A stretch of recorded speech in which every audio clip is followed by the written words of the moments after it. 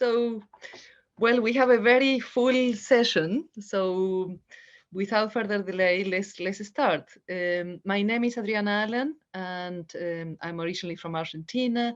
And like many of the people that you can see today on your screen, I am an activist and an academic. I have been based for the last 25 years at the Bartlett Development Planning Unit at UCL, and I'm also the president of the Habitat International Coalition, a coalition that brings together social movements, activists, and academics from all over the world in the defense of housing justice and habitat-related human rights. So as you know, this is a webinar, and that means that unfortunately we cannot get your voice directly, but we welcome your comments and questions as the discussion progresses. For that, please remember to introduce yourself so that we know who you are. We can see that there are people from many different parts of the world and a wide range of organizations. And also remember you can use the Q&A tab or the chat tab for that purpose. We will reserve a substantial amount of time to hear, to listen to your comments and questions. So let me start by perhaps highlighting, just saying a few words about today's dialogue. Back in May 2020, the DPU launched a post-pandemic series, a series of dialogues that were trying to help us to make sense of very uncharted waters. At the time, while we were still immersed at the deep end of the COVID-19 pandemic, we could see that this was not just a health or an economic crisis, but a turning point in history in many ways. And it still is, to bring to the surface, that was bringing and still brings to the surface with significant brutality, I should say, a systemic crisis that for long has produced and reproduced social injustices and inequalities.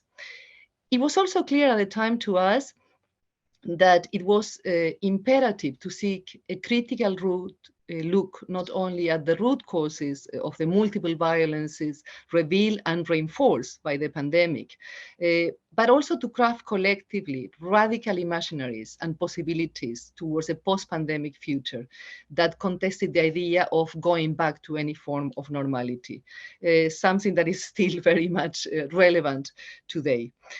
It was in this context that a year ago we had a collective discussion on housing rights.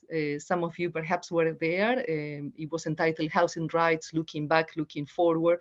And we have the privilege of having Raquel with us in that conversation, together with many other key voices in the call for housing justice.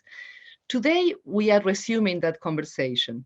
The second event of the post-pandemic planning in the South in 2021 explores critical questions in the intersection between planning and housing justice during and beyond pandemic times. And we aim to focus on two particular aspects. On the one hand, the housing injustices that work as forms of violence and control, but also on the emergence of a housing justice movement that articulates in a way many social movements, while seeking to activate radical imaginaries and actions amidst a protracted crisis. So without further delay, it's an honor, a huge pleasure, an honor to welcome Raquel Rolnik and to have her with us today.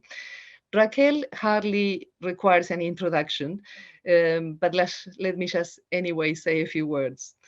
Over the last 35 years, she has been one of the most vibrant voices and advocates for housing justice and the right to the city. A voice that speaks from Sao Paulo, but is heard internationally. Throughout over 3 decades of scholarship, activism, and practical experience in planning, in urban land policy and housing, Raquel has worked as one of the key architects of the Brazilian city statute that 20 years ago revolutionized the state engagement with proactive policies to advance the right to the city.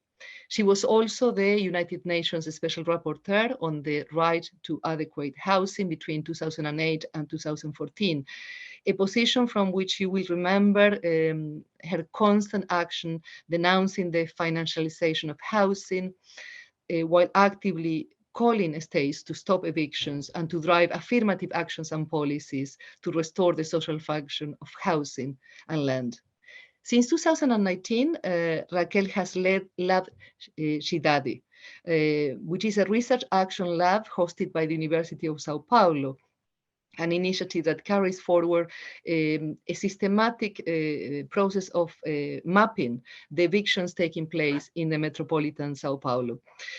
While doing that, the lab is also building a network of organizations advocating for compliance with the right to adequate housing and crafting alternative planning imaginaries and possibilities.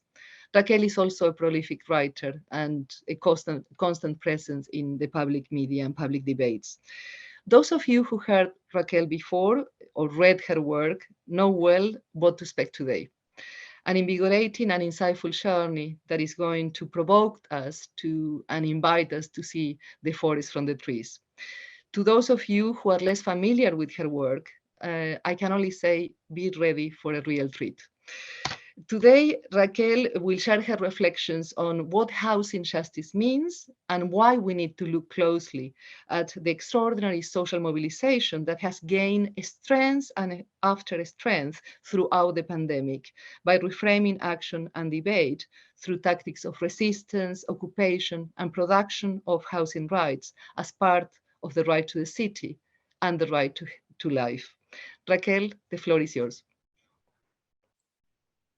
Thank you very much, Adriana, and thank you for all the friends from DPU who are here and also that made possible this encounter, this meeting that I hope will be a discussion among us, which I was in charge to provoke. So I take the charge very seriously here. First thing, I think it's very important to understand and to realize that the post-pandemic world is under dispute everywhere, including in the periphery of capitalism, which is a place or a territory which I was called to reflect upon, which, by the way, is absolutely affected by the same global process. Which, among others, we refer to the colonization of built space by finance, the taking over of built space by finance, and all the massive process of dispossession that it implies, and I'm going to refer to that, but also reflecting on the hegemonic paradigm, which paradigm of urban organization, of urban structure, of urban models, which spread over the world. Not only recently, I'm not talking about specifically only the new liberal turn, but also something which is broader, and it's pretty much that happened pretty much before that, which is also global and planning. And this is one of the points of this provocation, the role of dissemination of this paradigm, which is in crisis today. Planning was absolutely essential in order to impose it as the one and only way of organizing cities and territories over the world. So I think that's more or less why I would try to cover too many topics in half an hour. Let's see. So I would start by presenting, I would say, two postulates about the present. First, rather than producing a crisis, the pandemic emerged during a time of crisis. Therefore, it's but one expression of a much broader crisis, one that goes beyond health and economics. And second, the vision of the post-pandemic new normal, so-called new normal, is in dispute, reflecting on the condition in which we currently live is essential as we begin to imagine the future and dispute the future. When the pandemic began, a crisis already existed, but what kind of crisis was it? We refer here specifically to an urban crisis. But the urban context is part of a much broader context, which encompasses political, economic, social, environmental crisis, a crisis of a paradigm, of a model of civilization, of the relationship between people and territories, which was guided by extractive logics and the dictatorship of the compound growth of production, consumption, and accumulation. To do more production, to consume more, to get more salaries, to produce more, to accumulate more wealth. Here, we consider the crisis from the urban point of view.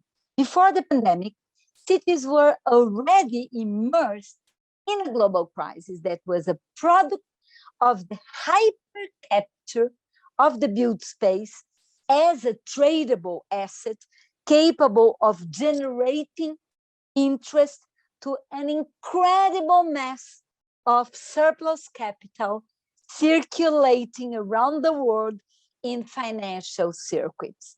A perverse combination of neoliberalism, globalization, and financialization made it possible for investors to move their liquid capital freely across national borders. Never people, always capital is the only really free to move across national borders, sectors, projects, and cities. The built environment in general and housing in particular became a new frontier of speculation and rentership. New information technologies enabled investors to concentrate the ownership of dispersed units, extract income flows and data from them, and bundle the units into capital markets using digital platforms and APPs to manage market operations. And this is coming, including to the informal markets, as we can point out a little bit later. Built space and urban infrastructure have become the preferred forms for collateral for this global mass of financial capital that floats over the planet, seeking a place to dock so that it can grow bigger and bigger.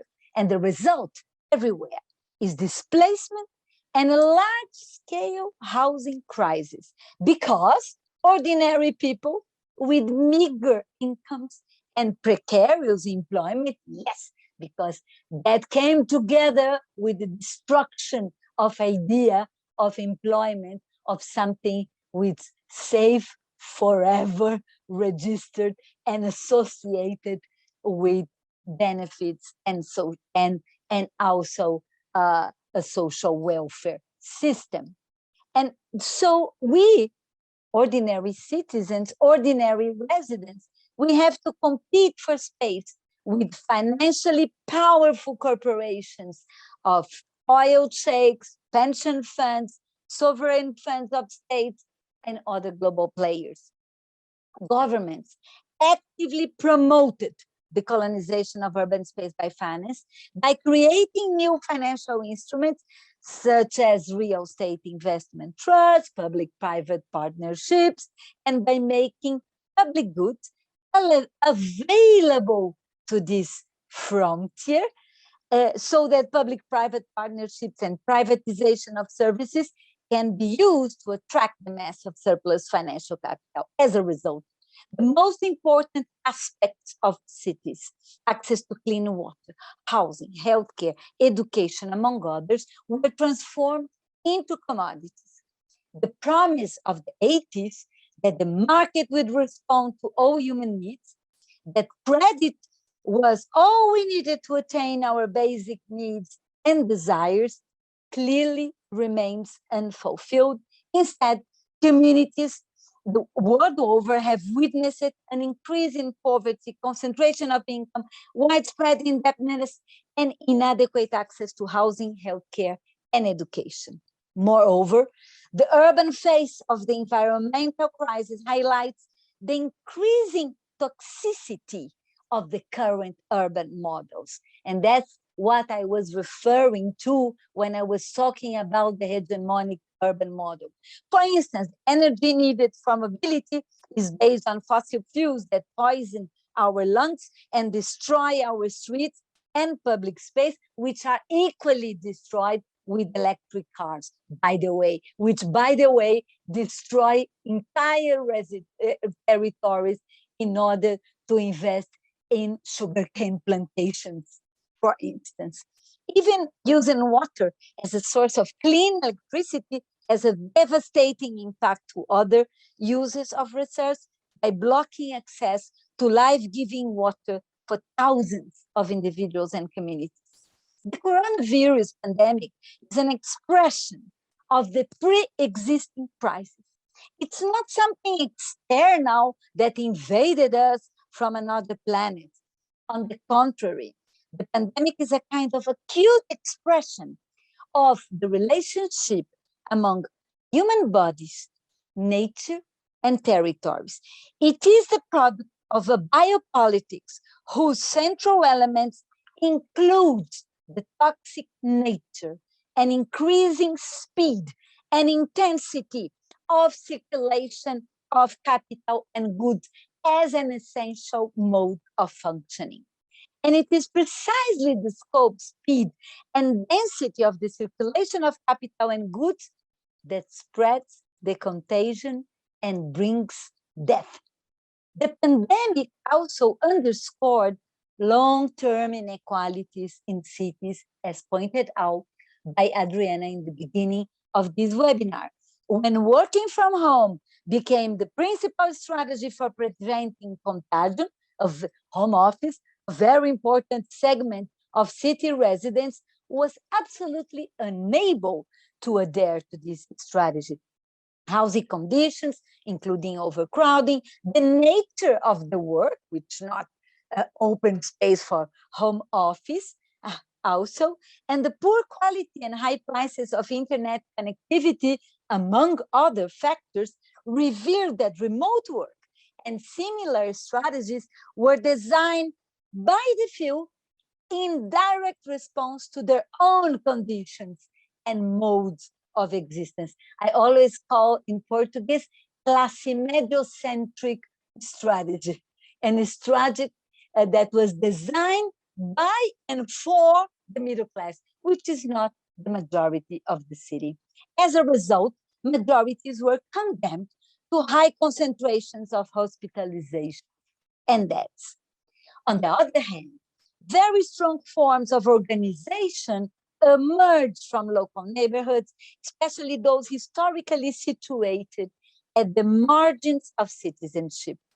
These organizations were the result of histories of self-organization and mobilization for survival and prosperity in the context of scarce resources. During the pandemic, networks of solidarity, invention, improvisation, raised and claimed resources, organized actions, and demonstrated the strength and responsiveness of policies that are defined and designed by the people who need them. I cut here in order to shift this rather very broad global narrative to one from the margins of the city or the living space of the poor.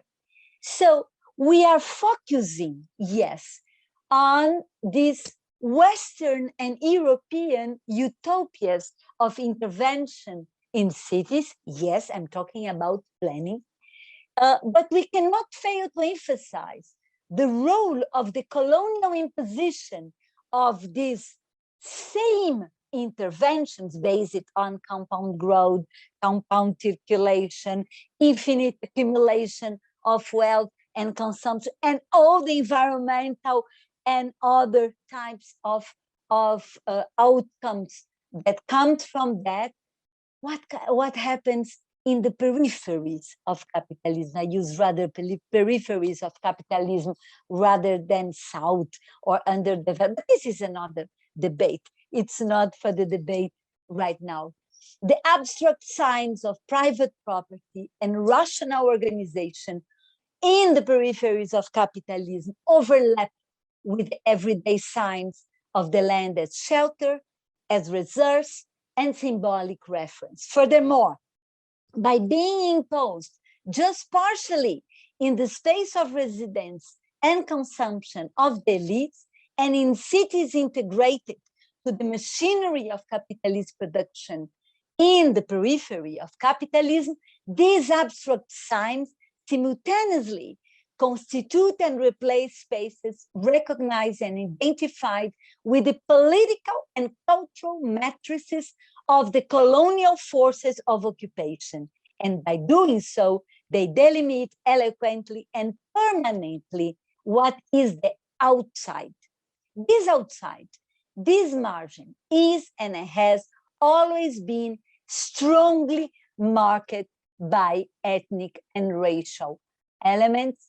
Sorry, we are referring here to what we can name the landscapes for life, in contrast with the mentioned income generating landscapes. Landscapes for rentership, which is the landscapes that are being produced under the neoliberal financialized urban model, built by and for the majority of people and based on the logic of survival needs and desires for prosperity. They are gradually installed with no previous plan, but in a permanent relationship with the forms proposed by planning. In scarce conditions of resources, on available locations, distant peripheries, areas declared as unsuitable, abandoned land and buildings, favelas, bastis, kampungs, slums, their existence and persistence in the cities on the periphery of capitalism, as well as in the ghettos and banlieues in its center, permanently challenges the universalist efforts of the utopias of urban planning. In all of these cases, there is an association between a spatiality marked by the logic of life in context of limited resources and a socio-political condition, the outcast, the marginal, the out of order, the very choice of terms to designate this spatiality. In English, the term slum, synonymous with criminal. In Portuguese, the term subnormal agglomerate, used by Brazil's official demographic agency, not only carries a condition of authority, but it also clearly expresses this discriminatory gestalt. And this is counterbalanced by the orderly growth of the market, the suburbs of homes owned by white North American families, the giant housing estates on the wealthy periphery of cities in the north and south. These landscapes for life in the cities of the so-called third world, as the countries on the periphery of capitalism were called in the times of the Cold War, were conceived as backwards by the modernist imagination. The theory of marginality would be in charge of portraying them as a sign of the archaism of underdevelopment, that is, of the political territorial configuration, not yet modernism. Here we want, once again, to focus this debate under the lens of planning theory, and in particular, the role of normative and deterritorializing urban planning that constitutes the dominant state technical paradigm in the political economics of the space organization. in the concrete experience of cities, the destruction, evictions, eradication of these nameless spaces. I refuse to call it informal. What does the informal even mean without a form? Are often done with the use of violence in the name of sanitation, legality, ecological preservation, and also often employed as an instrument of the war on drugs, associating the presence of drug trafficking and other illegal activities to these territories. The alternative offered is eviction, and in the best case scenario, resettlement to housing complexes in the urban peripheries. Yes, we are referring to that, but, and there is a lot of examples which I don't have time to develop, so I'm going to skip. Maybe we can come back to that during the discussion of this model of deterritorialization and the relationship between that and financialization, their political importance. But what I wanted to say here, that the number and scale of intervention of this type, total removal, total resettlement, rarely exceeds a small part of the settlements in popular territories. In fact, even in popular housing developments built on state programs, the movement to create landscapes for life, we call it in Portuguese, re-favela, insists on happening.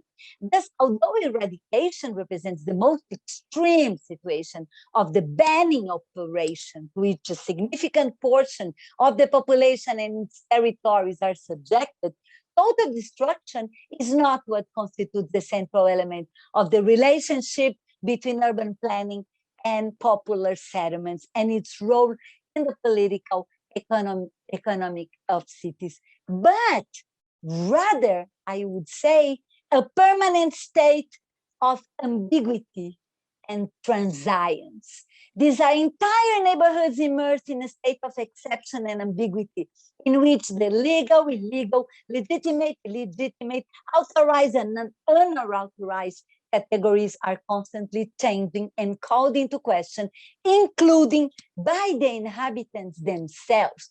There are gray spaces, in the words of Iftahel, spaces of shadow, urban spheres that are repeatedly situated between the illumination of legality, security, and full insertion in cities and the darkness of eviction, destruction, and death.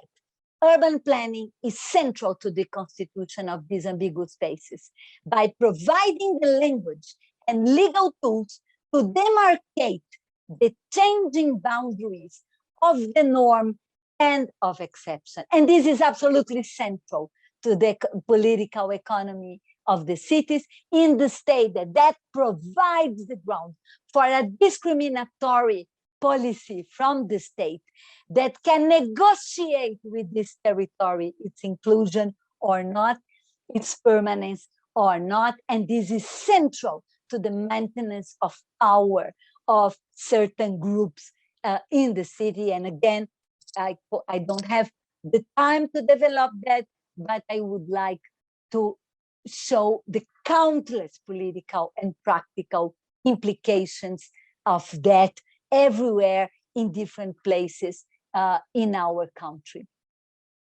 So, taking into account what I have just thrown on the table before, and I am talking about a crisis over a model that was already highly discriminatory and a model that was a model devoted to that. And the margins, the porosities that came out of that, I think now the pandemic and the idea of post-pandemic reconstruction, it's a huge opportunity to retake this debate. But to retake this debate with the deepness that is required in order to take this debate. On this moment, from struggles against evictions across the world and the organization of platforms of those affected by mortgages, or campaigns for council housing, movements, campaigns against evictions, like the zero eviction campaigns in Brazil. Movements and mobilizations have been constituted to prevent the implementations of major projects, the destruction of social housing, and the forced displacement of communities. But one of the main challenges for the present condition of struggles around land and housing is the fact that people are struggling against something that is local, present, dead, material, but also very abstract, very deteriorized, like financial capital. And I think it's very important. And in order to resist that, I would say that all the forms of tenure, which are based on the protection of life and not the possibility of income generation from the tenure, are today blockages and barriers to this massive colonization of space by finance. On this sense, yes, occupation has a very important role in the sense that they are in practice holding parts of the planet for protecting and promoting life instead of opening them to this financial circuit. Finally, it is also important to rethink architecture and urbanism. Conflictual planning, abolitionist planning, insurgent planning have been denominations used today in planning theory to designate counter-hegemonic practices that, benefiting from the contradictory nature of neoliberal capitalism, contribute to free the forces of transgression and imagination present in the territories for life, whether they are self-built settlements, ephemeral, or long-term occupation. They are fluid practices which move through institutional spaces of participation, but that also adopt forms of organization and decisions defined in their own terms by their participants and protagonists. These are practices that, through urbanistic imagination, support the efforts of survival and growth of marginalized and excluded spaces based on the rule of the game itself and the values that constitute those spaces, and not the prescriptions and fantasies of planning. And to finish, for these practices to flourish and develop, it is essential to decolonize the planning imagination, questioning the principle that every plan and public policy must insist in the idea of modernization, which is precisely the imposition of this hegemonic model over the world. This also requires recognizing that the ideal of the Western city with which we operate was built during the colonial era and developed in the neoliberal period towards a certain paradigm of development and capital accumulation. This ideal has produced cities that are not designed to meet human needs. This model, the Western, white, patriarchal imagination, was promoted as an object of universal desire. In contrast to it, our real cities are seen as cows, as examples of the irrelevance and failure of urbanism. So on this, taking this into account to survive going through the environmental crisis of political and civilizatory representation that plagues the planet, we have to secure those spaces, prototyping possible futures today through experimentation and creative imagination. That seems to me today a new way to build new utopias. Thank you very much. Wow, Raquel, Thank you so much. I warn everyone that we were up for a treat, and I'm sure you will understand why. So, Raquel, you have brought forward many key arguments to fuel our debate today. And we'll get back to them and to unpack them together with the participants. But I take particularly the issue about, of highlighting the co-responsibility of planning in the mess in which we are today, and the importance of including and throwing planning back in the bag of those post-pandemic futures, contested futures that we really need to make sense and think about in radical terms, not tweaking around the edges. So before we get into that, I want to introduce my dear colleague Parosh Banerjee, who is also based at the DPU. Parosh co-leads, she's a lecturer at the DPU, she co-leads our Masters on Development Administration and Planning, and she's an urban ethnographer that has been looking for a while at the impact of the pandemic on the houseless across India. The word houseless is very important here because I want to go back to one of the invitations that Raquel put forward, the importance of even finding a new vocabulary to have the conversation that we need to have, to stop talking about informality, about illegality, to stop using about homelessness, to stop using terms that are stigmatizing and in many ways also minoritizing. Yeah, they create minorities, they present as minorities who in fact are the majorities. So I know that that has been very central to the work of Parosh, and really moving from the notion of homelessness, and again, all the stigma and all the associations with, criminality and so on that we are accustomed to put to the fore the concrete and actual experiences, practices, and aspirations of the unhoused or the houseless. So I know that this is the angle from which Parosh is going to be sharing further provocations, and without further delay, Parosh, the floor is yours. Thanks a lot, Adriana, for that introduction. That was very generous. And thank you, Raquel. It was fantastic to hear you as usual. And you were just so eloquent and, drawing together global experiences of this form of extractive capitalism, extractive urban planning. So there is, in what I'm going to say, there is really no scope of debate. I'm not debating anything that you've said, but in a sense, echoing a lot of the things you've said. And I'll try to do a bit of that by drawing from some of the recent work that I've been doing with a fantastic team of researchers and colleagues from India.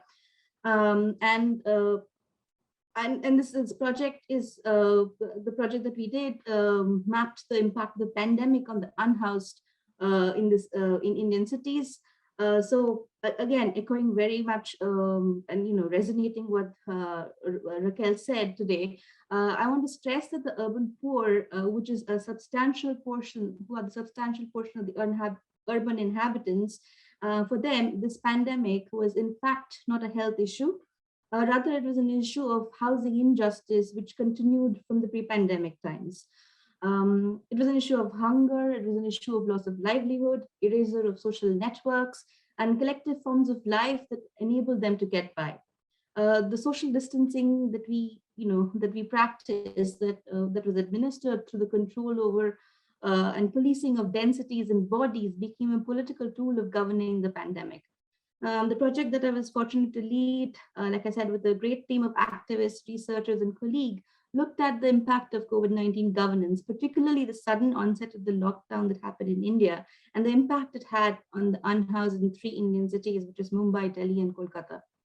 So, and drawing from what Adriana just said, I want to stress a little bit about why we have used unhoused rather than houselessness as a terminology, and recognizing that the various politics of terminology, and exactly what Raquel was saying about what these terms like illegal, informal, and illegitimate are doing to the urban inhabitants.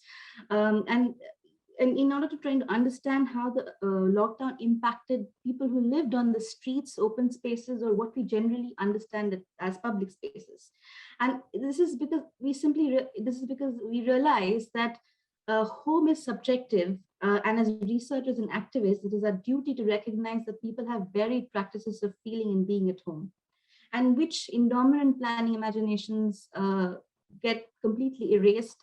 It is a very market-based idea of home that gets circulated, which is a physical, which is an interior space, often perceived to be safe, which does not resonate with actually what goes on the ground and lived experiences of people.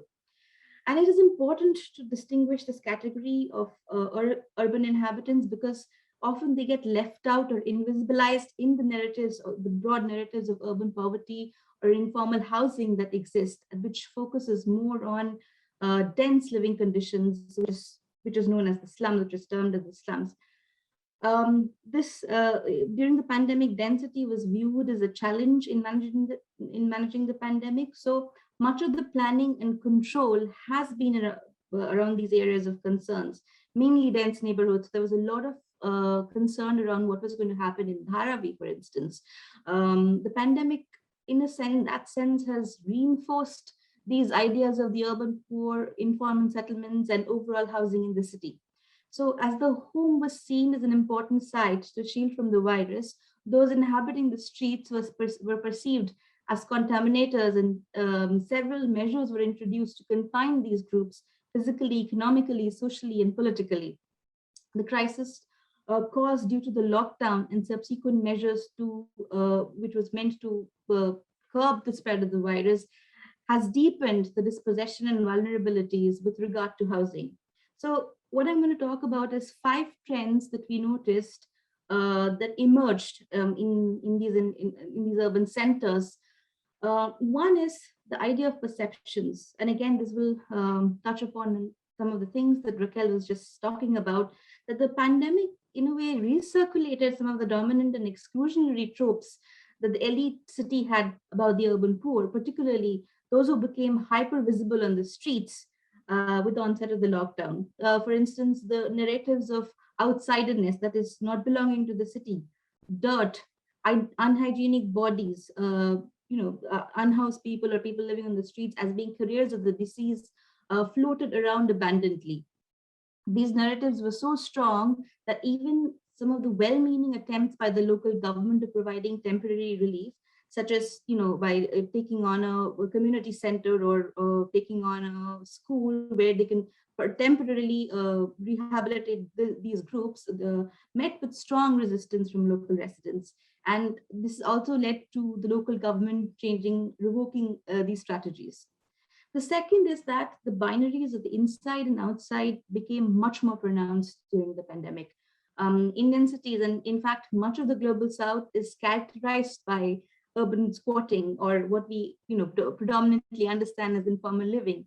In fact, this forms the constitutive genealogies of many urban centers in these regions.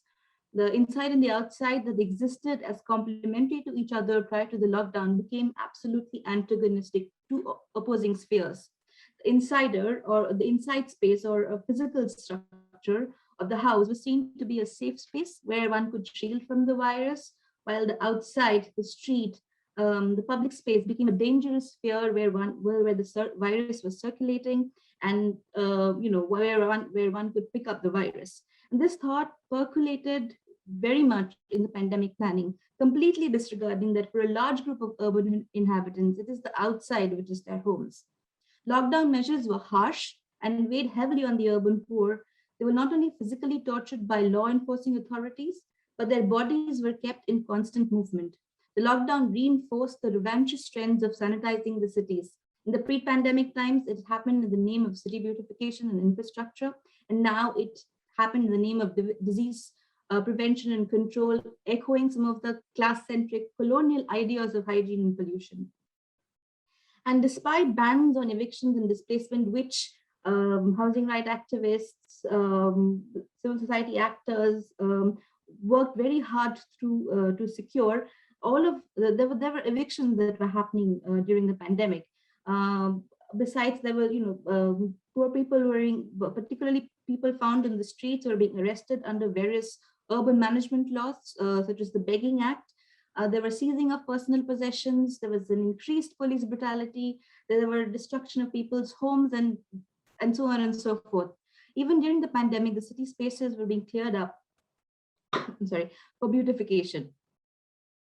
Now, implementation of geographic quarantine and cluster containment were two key tools, two spatial tools in which the pandemic was thought could be governed. And again, like Raquel was saying, these were essentially designed for the middle class and the urban elites, and in the worst cases for those living in spaces identified as a house. So while on one hand, so there were two trends here that were taking place. So while on one hand, the houseless were being highly policed, they were facing regular physical violence.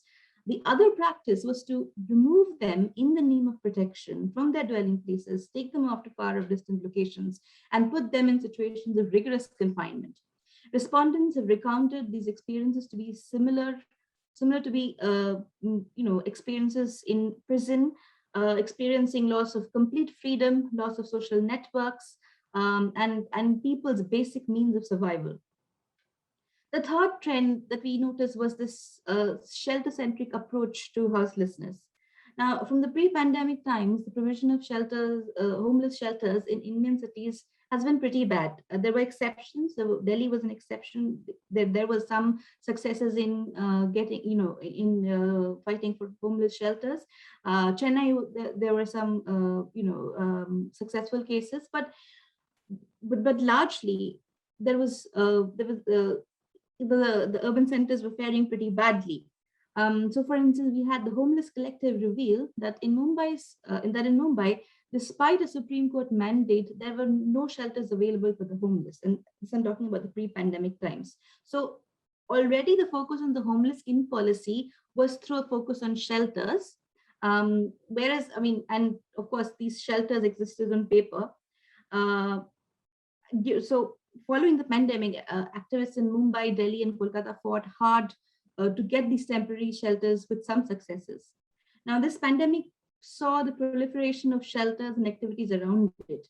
While this is definitely a victory for many activists who have been fighting hard all these years to ensure provision of shelters to the homeless, it tends to make the policy response towards houselessness shelter-centric. Some of the respondents that we spoke to in the shelters spoke of their adverse experiences of being separated from families, loss of livelihood, social networks. And again, these sort of these responses continue to echo these dominant ideas of urban inhabitations. That is, you either live in a house or an institutional shelter. The fourth trend that we were looking that was revealed is through the response policy response or relief response through food and hygiene awareness. Now, some of the immediate governance responses to the pandemic was to address hunger and hygiene. Most people did not even know about these schemes and had to be dependent on civil society actors, NGOs, for accessing these schemes. Undoubtedly, distribution of food trains and cooked food worked to provide immediate relief to people who had overnight no means of availing these basic necessities. But their distribution was undignified and uneven. Some of the schemes, if I can give you some examples, are the Pradhan Mantri Garib Kalyan Yojana, which translates to Prime Minister's Poverty Relief Scheme, promised the poor 5 kg of food grains free of cost for 5 months. In Mumbai, we had examples of the Shiv Bhojanalays. In Kolkata, we had examples of the Ma canteens that provided either free food or food at a very, very nominal rate. And while this was a welcome measure of relief, this was unequally distributed. Its beneficiaries were mainly urban poor living in slums and informal settlements. And more importantly, that these policies were designed, after all, for those who inhabited a designated physical space with provisions to cook, even if they are in poor conditions. So for those living on the streets under heavy surveillance, being constantly kept in the move, these food-centric policies were of no use. If you look at the initial phases of the lockdown, these policies were linked to a household-oriented approach and the possession of identification documents in which an address proof, that is a proof of one's domicile within the city, became an important marker of urban citizenship. Respondents complained of the poor quality food, lack of dignity in food distribution, and eventual discontinuation. Now, that was the response through food relief. The other one was significant response was through the improvement of personal hygiene. Now, while the WHO and the major health organizations recommended frequent washing of hands with soap, millions of people in the world, then this is not just in India, and I'm sure all of you will agree that this has been a global trend. Most people did not even have access to drink clean water. So those who were lucky received sanitizers and masks from the state and civil society actors. There was a constant insistence and even shaming around hand washing and personal hygiene. Now, let me give you an example of people's experiences of sanitation in the pre-pandemic times. Accessing water and sanitation was a huge challenge anyway. For instance, a family living on the street, and this is, I'm giving you an average figure from Indian cities, spent almost 20% of their household income in just accessing sanitation services for urination and defecation. That is if they used the pay and use public toilets regularly. And this was giving you a monthly figure. With the implementation of the lockdown, this became even more hard to access. So the question is, where will people access water to wash hands when there is no water to drink? And finally, the fifth trend that we experience and in our constant interactions with communities is that there was actually no COVID in the streets. There was only lockdown on the streets. So, like I said, COVID was not a health issue, but an issue which of lack of food, livelihood. Most houseless people we spoke to said that it was not COVID, but the lockdown that disrupted their lives completely. Those who lived in the streets. So, whenever we tried to find out about people contracting COVID, about experiences of any of this fever or cough, I mean, we were told that these are normal normal ailments that they live with anyway throughout the year, and that is one of the consequences of living so exposed in the streets and in public spaces. So COVID did not really there was nothing extraordinary that happened during COVID. Now, the other side of this is how little attention the state paid towards health issues of the houseless. Initially, access to testing was absolutely absent. Vaccination uptakes have been low, and even within that, the state has done very little in building confidence among people about the vaccines. There were many rumors around vaccinations and access to medical care. For instance, many respondents recounted how they were afraid of going to hospitals because they did not trust the doctors and were convinced that parts of their body would go missing in hospitals. So, and it says a lot about people's experiences with health. Now, with all this, I'm trying to reflect on what Raquel was saying on extractive forms of city building and financialization of housing and home ownership being one of the dominant ways of belonging in the city. And it also says something about the way policy and public health responses are designed around strong ideas of what constitutes home, synonymous to a house, a space of safety, and opposed to the street, which is a polluting sphere. It continues to privilege an idea of home that is class-based, upper caste, patriarchal, ableist, and generally blind to all intersectional identities. And yeah, with this, I would like to conclude my reflections. And yeah, thanks again to Raquel. Thank you so much, Paroj. And among the many things that resonate with what Raquel, some of the arguments that Raquel put forward, I would for now just invite us to think on the one hand about these detailed accounts of multiple mechanisms of control and of fear that were, as Paroj was saying, either recycled or even reinforced clearly throughout the pandemic, multiple forms of othering. And importantly, again, to think and remember about the complicity of the state in all this operation and the complicity of the middle class as well. So we will come back to those issues. But at the same time, I think it's important to also look at I wouldn't say at the bright side of things, but at the counter narrative, and the counter actions that are emerged throughout this process. So of course we saw the actions and the narratives being reinforced, whether it was by negligent states or by states that appear to be more sympathetic, but were very similar in terms of their actions and push for new forms of control, sanitation, sanitization, fear, and so on. But on the other hand, we also saw and witnessed, and are still witnessing, an unprecedented level of extraordinarily bold measures happening, things that have been fought for decades, for many, many years, rent freezes, mortgage moratoriums, and the list could go on and on and on, all happen in the lapse of a few months. What is interesting to see as well is that if that happened in 2020, and there is no doubt about who was driving that, that was being driven by the housing justice movement or movements in their full plurality through the associations that they made between the housing question with the racist question, with the gender inequality, and the list goes on and on and on. So we see a convergence of social movements around these questions, around the creation, not just of a counter narrative, but also of very concrete measures. In 2021, what we witness is extraordinary as well. What we are witnessing is at the moment in which states are saying, okay, that was only a temporary measure, these movements are fighting and saying, no, ladies and gentlemen, these measures are going to stay, are going to become part of what we call policy, planning, law, and so on. So I want to invite Pierre and Arnold and Camila Cosigna just to offer us a few further reflections on that side of what we are witnessing as well. So let me start with Pierre. Pierre is a French German urban planner who fell in love 10 years ago with Latin America, and he spent several years working on housing policies in Mexico and in Argentina.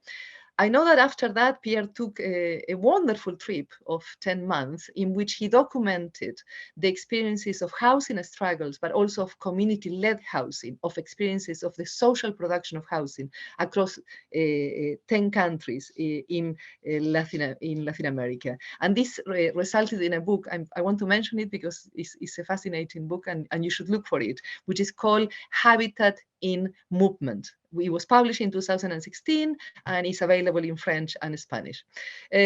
Nowadays, Pierre works, is project manager at Urbamonde, a French-Swiss organization, which is the glue behind another one of the many networks working for housing justice, which is Cohabitat. And I could say much more about Pierre. But Pierre, can you offer us some further reflections on the promotion of non-speculative community-led housing that you have been supporting and following so closely? Thank you very much, Adriana, for inviting me, and Raquel and Paros for their inspiring reflections. So as you just said, I'll try to focus on my contribution to the discussion on a bottom-up housing justice approach, talking about the importance of community-driven processes in the management of land and the production of adequate housing. Last year, there were many expressions of hopes that in a post-COVID world, there would be many positive outcomes, more solidarity, welfare states or health systems, adequate housing, renewed urban planning, like the 15-minute city or more caring cities, and more action in climate emergency handling. And today it's quite difficult to see the political changes now that things are going back to what it was before or even worse, especially now after this very loose commitments by the states in COP26 and the revelations of the Pandora Papers, Paradise Papers, Panama Papers before that, and just everything is showing that business interests are here to stay and that housing justice clearly isn't in the priorities of private sector and most national governments. So that's why we focus on bottom-up initiatives in the field of housing, which are very important to highlight.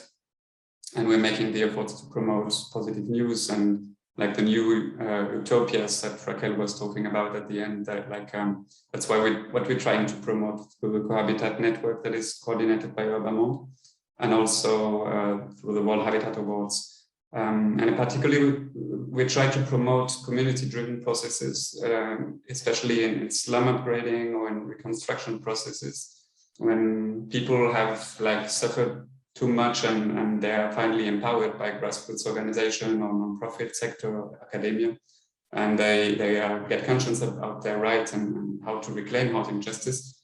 They come out with incredible solutions, and we have to learn from them. And just to mention a few, well, sorry, I have a neighbor who decided to start boring holes in all of his or her house, so I hope you don't hear it too loud. Well, just to mention a few things, for example, collective saving groups who aliment revolving funds managed by urban poor federations in order to upgrade informal settlements. This is quite interesting, and all over the place in Africa and in Asia, like in Dakar, Senegal, or in Harare, in Zimbabwe, in Namibia, in Kenya. And sometimes it is even impulsed by a public institution, like in Bangkok, it's a case from Kodi, which is a public corporation. And it usually goes hand in hand with securing land tenure of the inhabitants, which is really the cornerstone of the adequate housing. Without secure land and the possibility of being evicted at any moment, the other elements of adequate housing are quite vain. And so the idea is to have security of land tenure through communal tenure, long-term leases, long-term titles somehow, or other mechanisms that ease the people to have security and then improve their living conditions. And we just published a video channel with a video Adriana is in from last week. I will share it in this chat. It is about small videos about cases, concrete cases we can learn from different countries.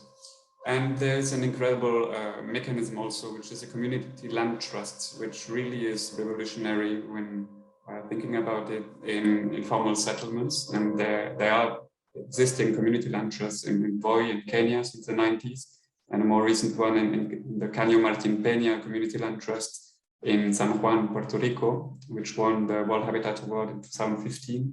And I had the opportunity to visit twice, and it was really enlightening in terms of concrete ways of taking land out of speculation and not having the people displaced after titling measures. And of course, there are the mutual aid housing cooperatives that I documented a lot in South America and in Central America, which are all over the region and which collectively manage public funding that would be given elsewhere to social housing production companies, which make money out of social housing and produce what Raquel was saying, like these dormitory cities outside of the big cities everywhere in Latin America. This same money is used by housing cooperatives to build adequate housing, to preserve the environment, to create a more caring environment for them to thrive. And these cooperatives exist at different scales, from Mexico City to Patagonia, really. And the interesting thing is that they have always the collective ownership, which is preserved forever, and which means that poor families cannot suffer foreclosure if there was a crisis like in 2008 or the current COVID-19 crisis. And so to talk about this pandemic moment, last year we made a study at Urban Monde, like to find out if people living in this kind of alternative tenures based on social function of land, if they're more resilient than people living in other kind of tenures, like rental housing or private ownership. And the result from the study, the answer is clearly yes. People are more resilient in these areas because there were almost no threats of eviction or foreclosure to people living in housing cooperatives, in community land trusts, compared with people living in rental housing and informal settlements, in individual ownership. And especially now that the moratoriums on evictions that mentioned Adriana are over in some places, like in the United States, that it is like not reconducted, and so there are millions of tenants and mortgage payers who are with an imminent threat of evictions, and this is something that doesn't happen in housing cooperatives, in community land trusts, and so on. And the other interesting and fascinating thing that we discovered through this small study was it goes beyond this protection with the solidarity and the activities that neighborhoods generate in these community-led housing areas. For example, providing food, making COVID-19 prevention measures, taking care among neighbors, facilitating education activities for children, income-generating activities, and many more. And these activities are at the local scale of the housing project, but most of the time also at the neighborhood scale, which means that people are being more solidary with the others also, and especially with vulnerable groups like isolated elderly people, migrants, informal workers, or street inhabitants like Parosh was talking about before in India.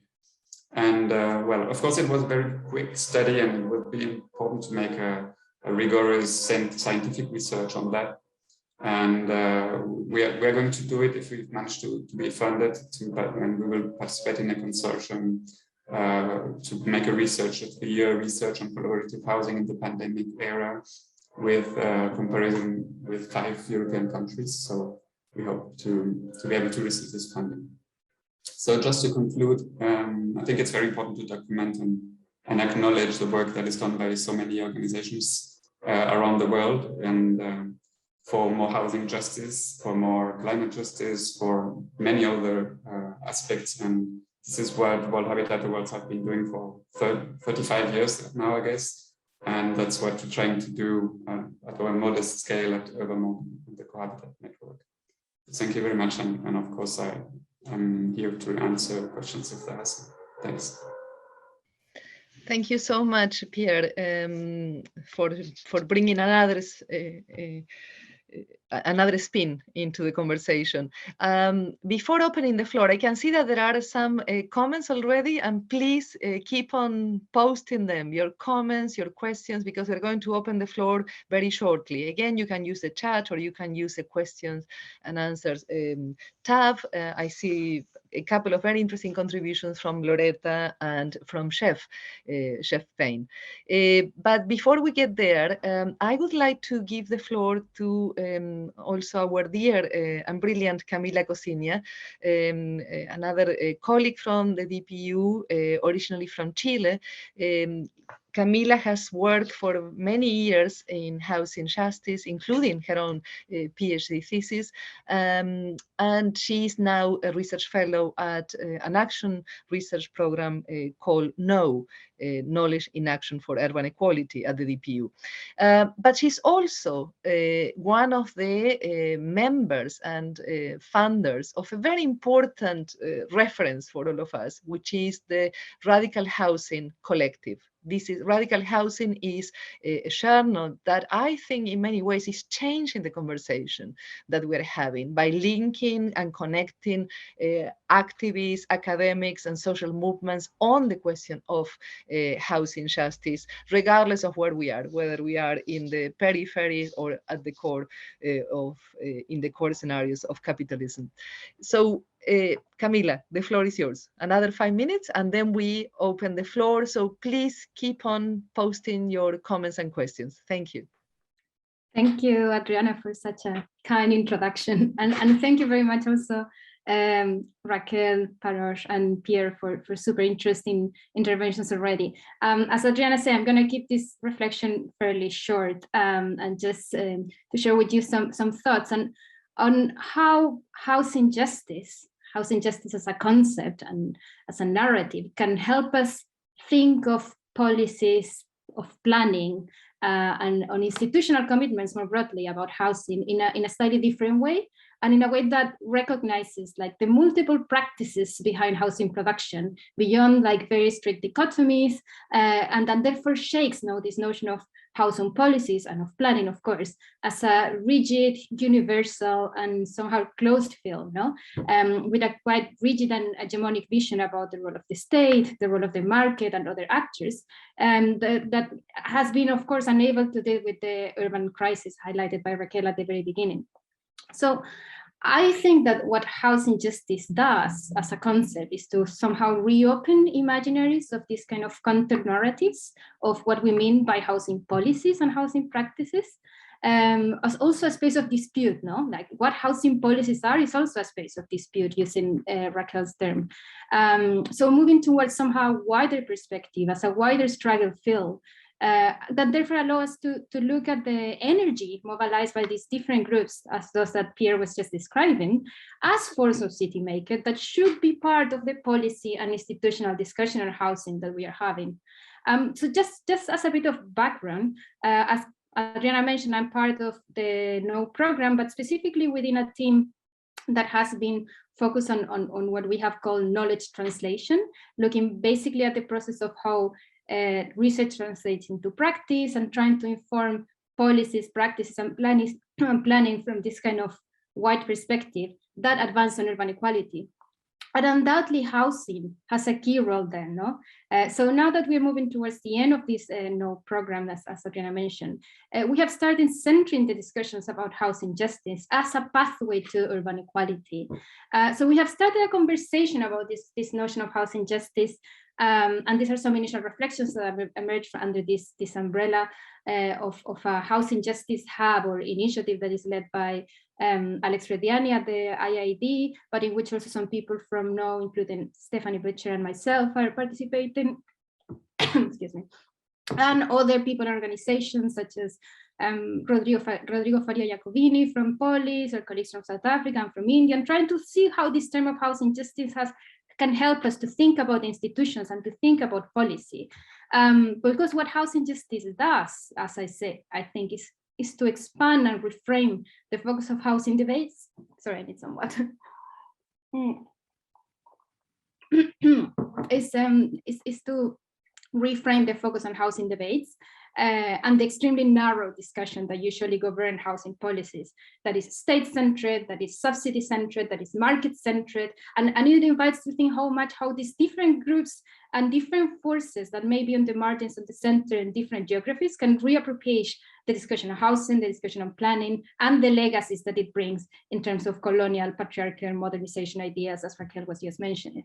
And as a struggle field, in a way, and a struggle field that manifests in many ways. So just to mention 3 of these kind of struggle fields that we think that are useful to engage with when looking at housing justice questions. First, like we know that access to adequate housing can create differential access to citizenship rights, and that's something that has been at the core of discussions, not only from social movements, but also sometimes from some networks and organizations in which local governments and some states have pushed through kind of international commitments.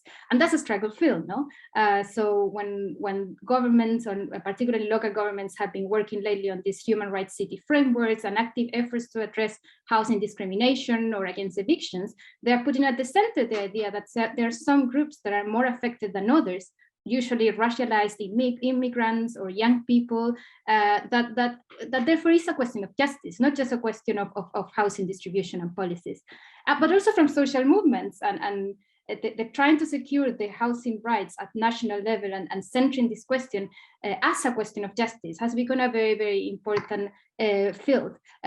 What is happening in Chile right now, that of course I've been following very closely, even if I'm in the UK at the moment, with the process of the Constitutional Assembly and the whole energy that has been addressed towards trying to bring the right to housing to the Constitution through movements such as Ciudad Constituyente and other networks of organizations that basically are looking to secure the right to housing, but very much from a social and environmental justice perspective and for a feminist perspective. And those are questions that I think are somehow captured when we look at the question of housing from the justice perspective. A second kind of institutional struggle, if you want, in which this manifests, is this idea that But we know that housing justice are often materialized in process of criminalization, in evictions and stigmas of certain forms of housing production, as Raquel mentioned, with planning institutions that fail to recognize and support the practices that shape the vast majority of housing production in many cities, the so-called informal sector that we were discussing earlier. So I think it's important to understand how these initiatives from many communities for the recognition of their housing processes or their social production of the habitat, to use the terms from Higg, are through initiatives such as the community land trust that Pierre was mentioning, cooperatives, collective savings, etc., there is an active housing justice claim that creates difficult questions for institutional arrangements and governance structures that cannot be answered with the usual tools of what housing policies are. And finally, if you want a third field in which this lens, I think, is useful to open up the discussion on policies, is understanding how insecure housing conditions generate social and environmental look-ins that have direct impact on a disproportional burden in particular groups. For instance, the fact that the vulnerability of women and girls to domestic violence and sexual abuse increase when alternative safe housing is not available or when living in homelessness or houselessness, as has been highlighted by the High Commissioner of Human Rights, then that means that gender violence is a housing question and therefore is a housing justice question. So this looks in that make more vulnerable certain groups are a question of housing justice as well. Of course, the housing and health kind of relation, as was widely discussed by Parosh in the context of COVID-19 and India is another example of that, or the perverse social and environmental effects of spatial segregation. And I think the responses to this phenomena through, for instance, the vacant buildings occupations that Raquel was mentioning, that in the case of Sao Paulo have also able to appeal to the protection of the social function of land because there is certain institutional structure that can respond to that. I think it's a housing justice act and it's a housing justice mechanism, if you want. So yeah, just to close, to give some space for question. I think like when we widen the understanding of housing policies and look at them from the lens of housing justice, then we can move towards widen and more fluid institutional arrangements and policies that reframe the role of the state, the role of communities, the role of the market, and therefore reframe housing governance that can build, if you want, pathways to urban equality or more justice, depending on what kind of framework we are using. But thank you very much, and I hope we can use in the best way in the next few minutes. Thank you so much, Camila, for such a great way of connecting the dots. I can see that we have several comments and questions from Lorena, Ratula, Catalina, Adam, and also an observation from Chef Payne with some resources as well on the importance of 10-year security. What I'm going to do now is to give the floor quickly to Armando Caroca. Armando Caroca Fernandez is also a housing justice activist and researcher, and he has been very much behind the magic of getting us here together, also in collaboration with Catalina Ortiz and Barbara Lipietz. So Armando, can you share some of those comments that you have more? You have them closer. I know that two of them are specific questions for Raquel, and I would like to also give the floor to others as well, just to say a few words before we close. Okay, thank you, Adriana. Can you hear me? Okay, since we don't have much time, I'm going directly to the questions so we can discuss a bit more. There's one about Loretta, from Loretta. She asks, is there any policy push to make housing a social enterprise-based model? Because there seems to be a dichotomy. One is state-based, an altruistic-based model. The other one is a capitalist and commercially based model. How can the process of housing be more sustainable, equitable, and yet still profitable? That would be a question to anyone who wants to pick it up. I perhaps because of the time we have, shall we Maybe share also. the few questions, and then I think that that would be a very good question for Raquel to take, and perhaps even to just engage with whether there is a real, I mean, whether the real terms of reference are between altruistic approaches and commercially based. I think that there were also other angles, no, in terms of how let's go housing with the justice others. can be approached. Yes, so we have a question or a comment by Jeffrey. He mentioned that he fully agrees that tenure security can be effectively achieved by non-market options, including a range of communal tenures. He discussed a recent report he prepared for the UN Habitat that Pierre has shared on the chat. So that's part of what is connected with the previous question.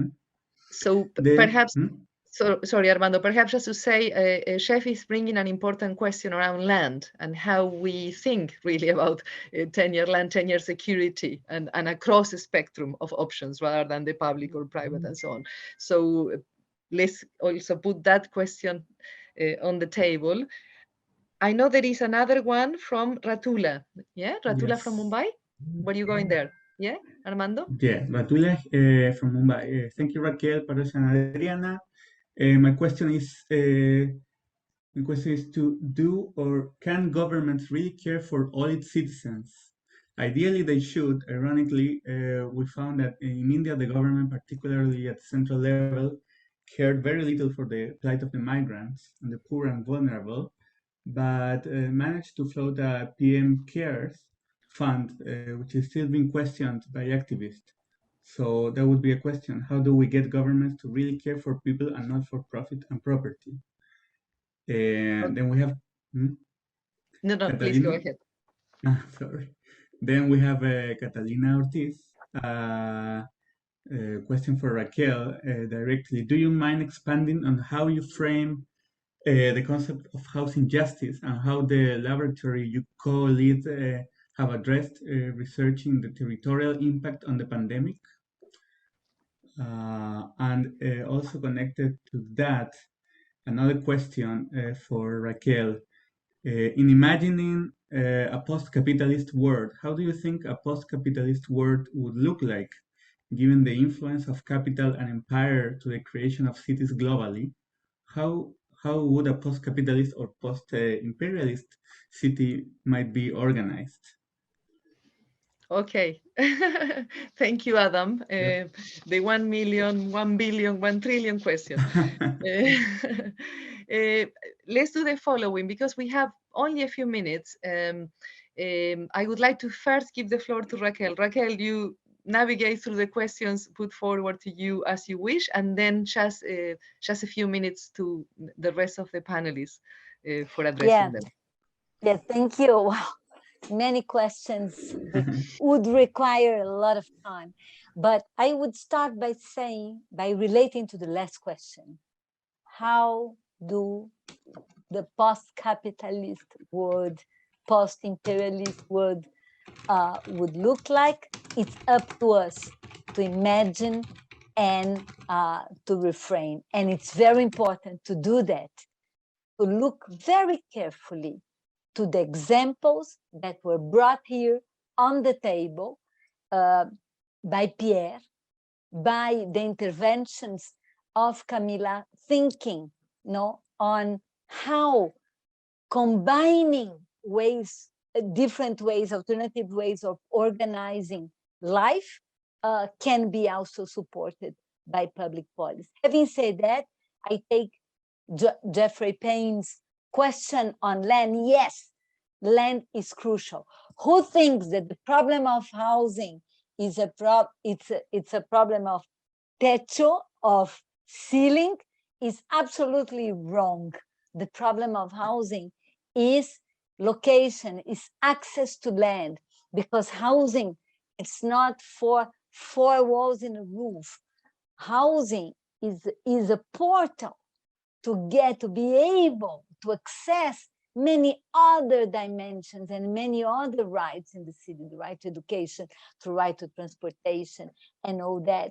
So this is, but the problem, as was said here, that the housing question and the housing policy was taken over by the construction industry and the financial industry. So this has nothing to do with housing policy, has nothing to do with housing, because housing is a totally different thing.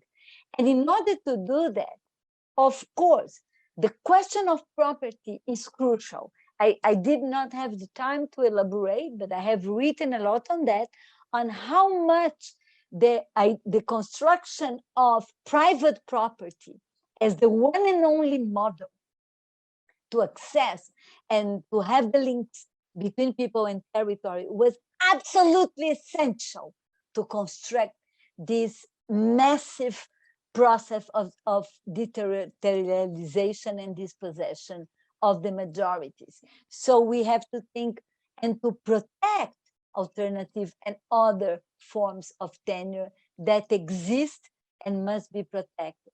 And having said that, trying to relate it to Catalina's question, I think that Catalina was referring to the work we were doing in Lab Cidade during the pandemic, trying to see the territorial impact of COVID related firstly to contagions, hospitalizations, and deaths, and showing how much this was not equally distributed, but at the same time, the mainstream discriminatory gestalt supposedly denouncing the inequality was relating COVID with favelas, informal settlements, as if, and I think that relates a lot with what Paroj was presenting here, again reinforcing the stigma.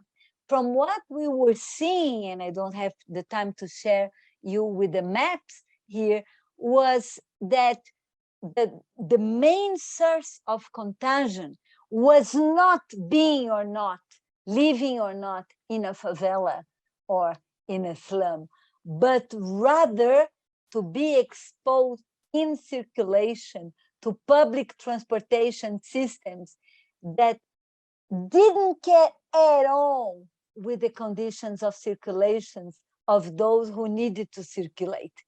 And the density of circulation was crucial, rather than being in a favela or not.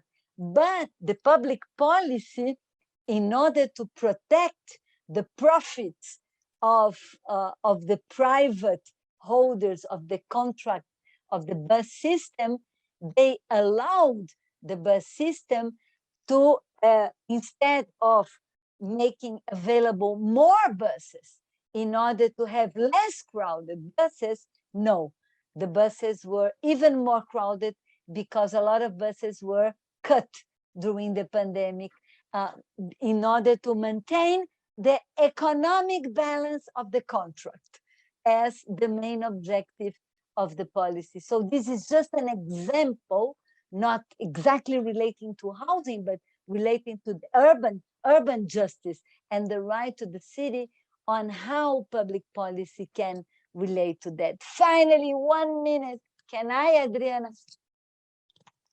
Yes, I think this is very important to show what is the difference between policies that are centrally designed in dialogue with the corporate sectors that gravitate around them, and policies that really support in a very decentralized way the way people themselves organize and think their lives. This changes absolutely, completely the game. And I think this is a very important, I would say, way to go to reform public policies in these post-pandemic times.